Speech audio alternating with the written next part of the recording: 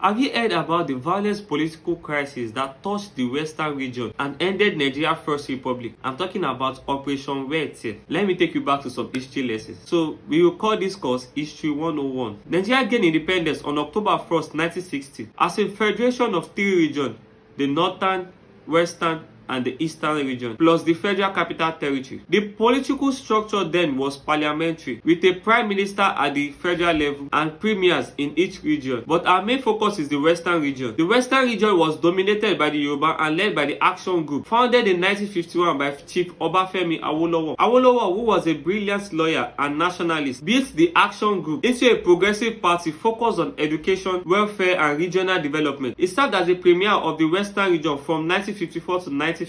But then, the crisis began with a bitter power struggle between Chief Awolowo and his deputy, Chief Samuel Ladoke Akintola. Akintola became premier in 1960 after Chief Awolowo moved into federal politics as leader of the opposition in the House of Representatives. And after he became the premier, he favored closer relationship with the Northern People's Congress led by Sir Ahmadu Bello. Awolowo, however, pushed for a more radical, socialist-leaning agenda and stronger opposition to the Northern People's Congress led by the federal government. And by 1962, the rift between Chief Awolowo and Chief Ladoke Akintola has become irreconcilable. Awolowo's faction accused Akintola of betrayal and trying to sideline him. In May 1962, the Western House of Assembly attempted to remove Akintola as premier through a vote of no confidence, and by that attempt, chaos erupted in the chamber. Lawmakers engaged in physical fights, maces were broken, and the sitting descended into pandemonium. Afterwards, the federal government under Prime Minister Tafawa Balewa declared a state of emergency in the western region and appointed an administrator. Akintola was briefly removed but was reinstated in 1963 after forming the Nigerian National Democratic Party (NNDP) with federal backing from the Northern People's Congress. Awolowo was later arrested, tried for treasonable felony, and sentenced to 10 years in prison in 1963. All this was actually the foundation of Operation Wete, but that was not when the chaos actually started. What actually started the Operation Wete was the election that took place on October 11,